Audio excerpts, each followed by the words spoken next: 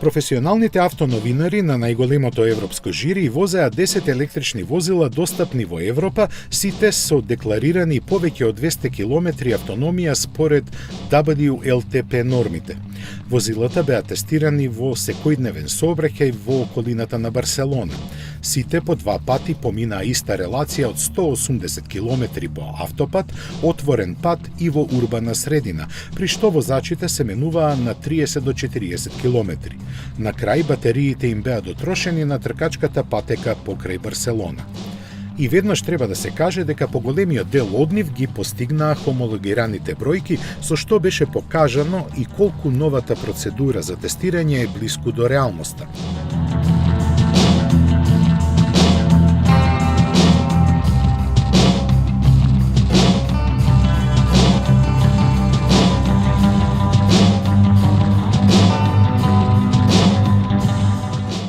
Треба да се истакне и тоа дека 4 од тестираните модели надминаа 300 км, што е извонредно со оглед на дневните патувања на европските возачи. Ова заедно со зголемувањето на бројот на станиците за брзо полнење покажува дека електричните возила се навистина блиску до реалната алтернатива на сегашните со погон на фосилни горива. Во тоа најмногу има достигнато Тесла, чии модел S и модел X поминаа повеќе од 400 км со едно полнење на батериите.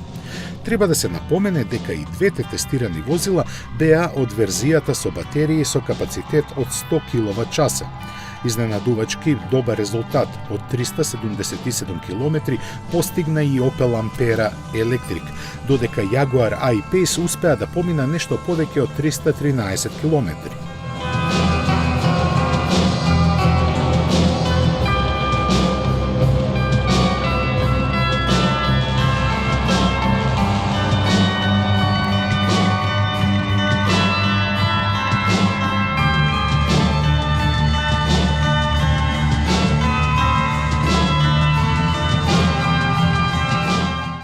Овој модел беше единствениот на тестот кој не беше од сериско производство, туку прототип без последната развојна еволуција. На дното на табелата се најдоа корејските представници Kia Soul со 218 и Hyundai Ioniq со 211 км реална автономија.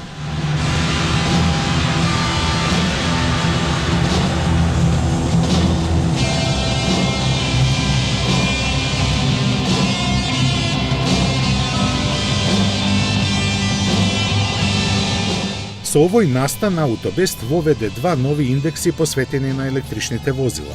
Првиот го представува процентот на реалната автономија наспроти хомологираната. Вториот пак се фокусира на ефикасноста на батериите и укажува на потрошувачката на струја. Со нив Аутобест дава нова перспектива за електричните автомобили со која тие веќе реално може да се споредуваат меѓу себе. Во поглед на првиот индекс, како најефикасни се покажаа Kia Soul, Volkswagen Golf Electronic, Hyundai Ioniq и BMW i3. Тие ги надминаа нивните официјално објавени автономии. Kia Soul за дури 18%. Ниту другите не поминаа лошо, бидејќи повеќето од нив постигнаа резултат подобар од 90%. Најслаби беа Jaguar I-Pace со 65 и Nissan Leaf со постигнати 80% од декларираната автономија.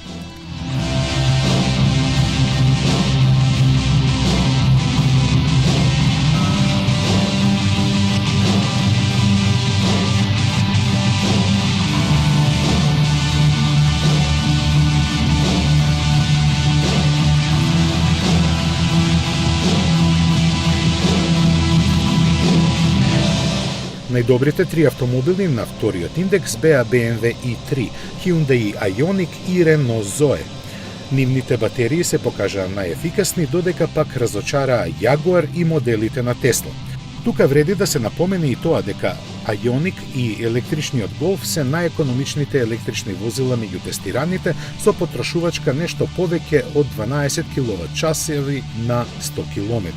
Најлошите бројки повторно ги забележаа Jaguar и Tesla, чија потрошувачка на струја, која се движеше помеѓу 20,6 и 27,5 кWh на 100 км. Иако ова не беше тест за максималната автономија, резултатите од него верно покажуваат колку потенцијалните купувачи може да очекуваат. Од Аутобест истакна дека во иднина ќе работат на подобрување на процедурата за тестирање со цел подобро да се согледаат електричните возила од сите аспекти.